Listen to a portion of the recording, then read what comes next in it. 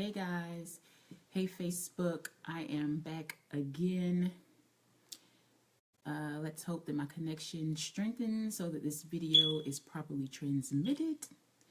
So yeah, let me give it a couple seconds and see what's gonna happen here. All right, I think we're good now. All right, so Lanisha here, author, writing mentor, founder of the Pretty Geeky Kids Club. We are now on day 17. I can't believe that many days have passed, but we are on day 17. Hey, Angela, day 17 of this 30-day challenge. Well, actually, I'm going to end up doing 34 days, just going live every day. Super committed to this challenge.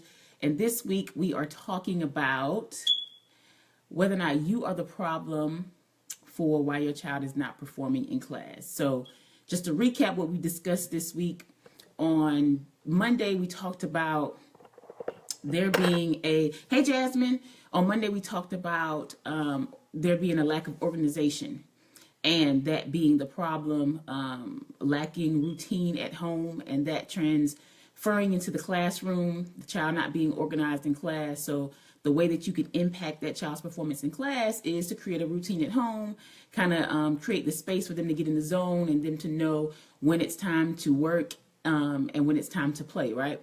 Yesterday we talked about, yesterday we talked about, I just completely drew a blank. Yesterday, yeah, we'll come back to that. If I remember, but today we're going to talk about your child's behavior, which is a big one. And I actually had another plan for tonight, but volunteering in the class today, I was like, nope, I'm talking about this. Thank you, Jasmine. I said, no, I'm talking about this today. So we're talking about behavior. So I'm gonna tell you guys a story. So a few years ago, before my child was in school, we were at a Thanksgiving dinner and my cousin was there and he was talking about how parents are out and they're shopping and their child does something to embarrass them and they get mad and frustrated and want to discipline them in public because they are embarrassed, right? And he said, well, you can't be mad. Pause and breaks in the feed. He said, you can't be mad if you're not raising them at home if they act up in public, right? And so, although I haven't experienced that, thank God, that has always stuck with me. That story that he mentioned has always stuck with me, and I was reminded of it. I'm reminded of it as we see these different incidences popping up on our timelines about bullying and kids acting out, and parents having issues with teachers and teachers having issues with kids and there being physical altercations. And I was thinking to myself, you know, sometimes the reason why your kid is not performing in school is because we have not talked to them about the proper way to behave in the classroom.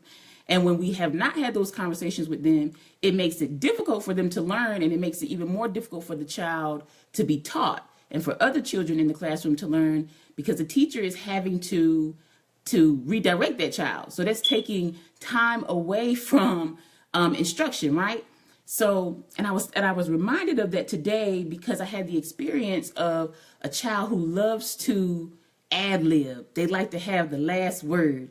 And I don't know if that might have been you as a child, or maybe you know a child who's like that, but that really irks my nerve because I feel like, you know, children should know that there's a time when there's a time to play and a time to be serious, right? And when you're in class and it's time to be learning and time to be focused on the lesson, that's not a time to be telling jokes or acting up or going word for word with your teacher, right? Like, you should know to keep your mouth closed.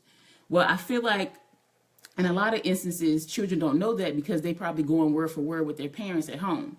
And, you know, behavior that happens at home, what I've been saying all week, it transfers to the classroom, and you're making it difficult not only for your child to get what they need because you're not disciplining them and telling them what's wrong, but you're making it more difficult for the rest of the children in the class as well. And also the teacher, because she's having to redirect. She's taking time away from her lesson to have to tell your child to calm down, to pay attention, to bring your attention back to the lesson, or having to write them up or send them to the office, that is time taken away from the other children in the class.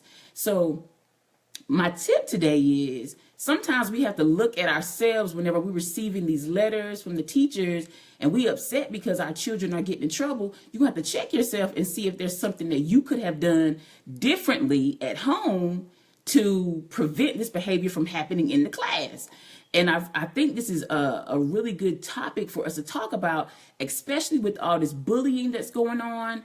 What is it that we could be doing at home? Because, you know, when these cases are coming up with the children, even with little Keaton that was just in the news, when these cases are coming up, we're talking about the kids, right? But we probably need to talk about the parents, because these children are learning this behavior from somebody. They're learning this behavior from somebody. This is not just something that they picking up as soon as they step foot at school. They're learning to be bullies, to be aggressive from somebody, and whether they're attention seeking because they're not getting it at home, or whether they're getting that same aggression from home and now they're giving it to somebody else. I don't know, but we need to check ourselves to see what part we're playing in our children's behavior, in their performance in class. And I think if we take more of an active interest in that, and we really have that aha moment, that moment of reflection, and realize whether or not it's us that is causing that, or that is impacting that, or influencing that, then perhaps we can stop some of this stuff that's going on. We can stop some of this bullying. We can stop these bad notes that's going home. We can stop some of these conversations that are being had at school that are, in my opinion, are unnecessary. Like, children shouldn't be having them. Like, now I'm dealing with children cursing, and Corvin is in the second grade. I don't really, and he shared with me today that one of his friends at school is saying bad words. In the second grade, what's going on in your life that is going to cause you to have to curse? There's nothing going on in your life that causes you to have to say a curse word at all, right? So you're learning that stuff from somebody, and we have to check ourselves as parents to make sure that we're not saying things in front of our kids that, you know, they're taking with them to school, and then other kids are being influenced by those things, right? And another thing Corvin is learning from school is, I'm teaching Corvin things that I want him to say and not say. But he has people in his class who telling him that, well, your mom is not right. That's not a bad word. Shut up is not a bad word. Or lie is not a bad word. It's a bad word if I say it's a bad word. So you could take whatever your mom and daddy are teaching you, and you could keep that in the four walls of your house.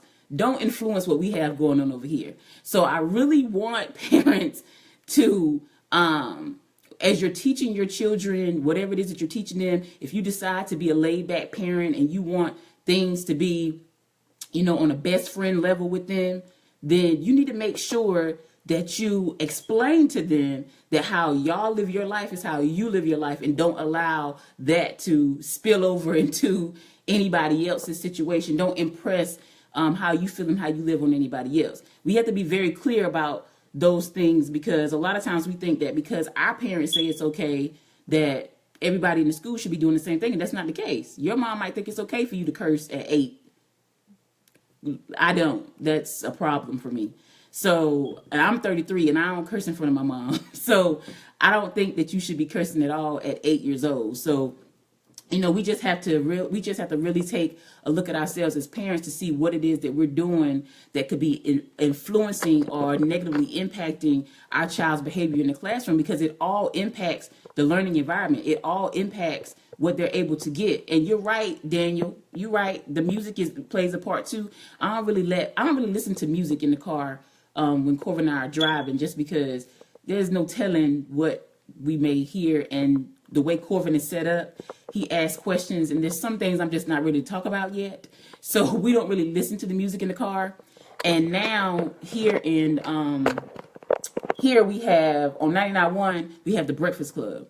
And I think the Breakfast Club is awesome for internet radio when the parent is listening by themselves. But for in the morning radio, when I'm driving my kid to school, I really don't want to hear some of the intimate conversations that they're having on the radio. So we ride in silence most times. We just chilling to the thoughts in our head, or we're having conversations, but we don't listen to the radio. But my point is that we have to just be careful the things that we expose our children to, because those things show up in the classroom and it really can impede the learning environment. And it's just not a positive experience. You know, our goal is, as parents, as godparents, as uncles, aunts, grandmas, whatever role you play in a child's life, our role is to help them.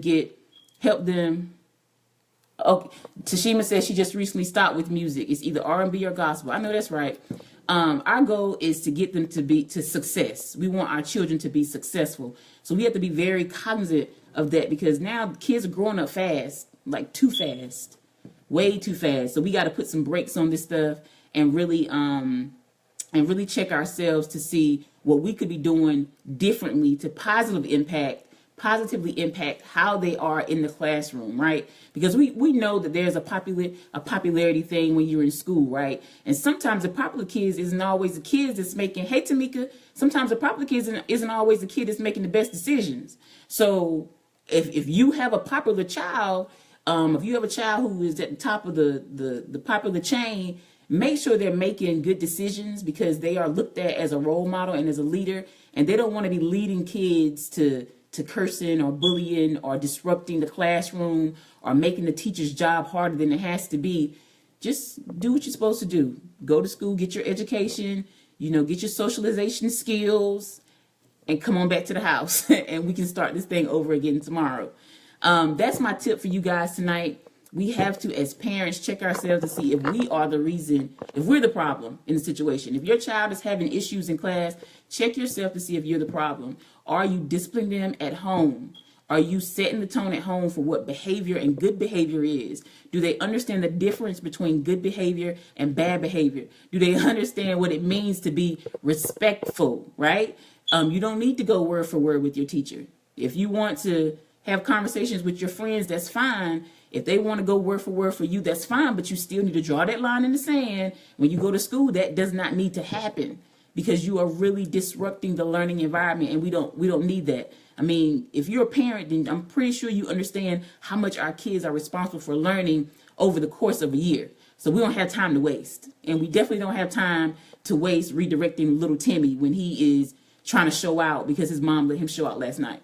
So as parents, again, let's check ourselves and make sure that we are setting the tone at home. So when our kids go to school, they are representing us well, right? And that they are able to get what they need to get from their experience. They're able to give that teacher space to do what she needs to do, which is teach them, which is get them to the point of success. And we're hoping, we're touching and agreeing virtually that the teacher is doing all that they need to do in order to make sure that it's so. That's all I have for you guys tonight. I would love for you to drop some words below of what you're doing in your household to make sure that your child understands what respect is. Make sure that your child understands what it means to respect adults and how to behave, and knowing the difference between good behavior and misbehaving. Drop some of those things below in the comments. Say hello if you haven't already. And if you're watching on replay, I love it when you hashtag replay for me. If you found value in this video, like it, share it, comment, tell a friend, tap them on the shoulder. If you know somebody whose child kind of fits the description or whose parenting fits the description, you don't really have to say anything. You can just send the video to their inbox. It's just like tapping them on the shoulder. And it's as simple as that. Just let them know that it starts at home, right? We don't want to have to raise the kids in the classroom. And when I go volunteer in the classroom, I don't want to have to experience what I experienced today, because I'm pretty sure teachers experience it quite often when children love to just talk and it's not productive. So again, drop your comments below. How are you setting the tone in your household for children to be respectful to you as a parent, to their teachers, to adults? How are you setting the tone for what good behavior is? Are you making sure they understand what it means to misbehave? Thank you guys so much for joining me tonight. Same time tomorrow. And I don't know why I drew a blank on what we talked about yesterday, but the video is on my timeline. If you want to check it out, just scroll through there and hit play. Thank you guys again for joining me, and I will see you guys tomorrow, same time same place as we're talking about how are we responsible for our child's performance in school and what we can do from home to positively impact their behavior in the classroom. Thank you guys so much and have a good night.